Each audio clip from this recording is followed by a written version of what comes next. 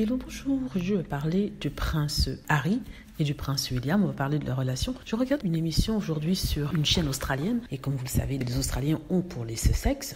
Ils posaient des questions à un expert royal, soi-disant expert royal anglais, et celui-ci parlait du prince Harry. Il expliquait en fait que le prince Harry était désespéré et qu'il voulait que le prince William lui adresse la parole, lui donne un peu d'attention, et qu'il a vu le prince Harry dans l'église lors du jubilé. Il a vu le prince Harry se tordre le cou en essayant de regarder le prince William, et en essayant d'avoir une petite attention de sa part, c'est-à-dire un regard de sa part. Et sincèrement, j'ai regardé l'émission, je n'ai pas vu la même chose. Ce monsieur essaie de dire en fait que le prince Harry est désespéré, qu'il regardait du côté de William et de Kate pour avoir un petit regard, pour avoir une petite attention comme un toutou, un petit chien désespéré de voir son maître lui accorder quelques minutes. Alors je me suis dit, mais ce mec est fou.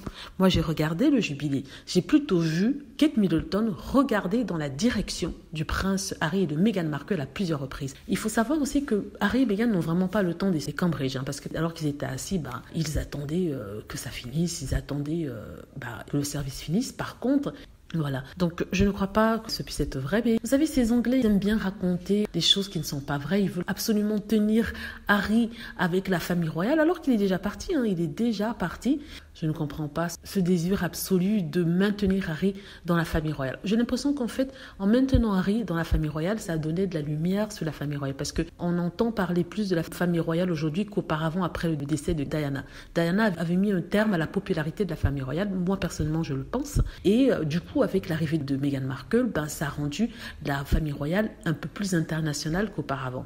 Donc, ça veut dire que si avant, on ne parlait de la famille royale que lorsqu'il y avait des naissances ou des décès, aujourd'hui, on parle de la famille royale parce que il y a Harry et Meghan, on se demande ce qu'ils vont faire, est-ce qu'ils vont se réconcilier, est-ce qu'ils vont parler, où ils montent, ils descendent.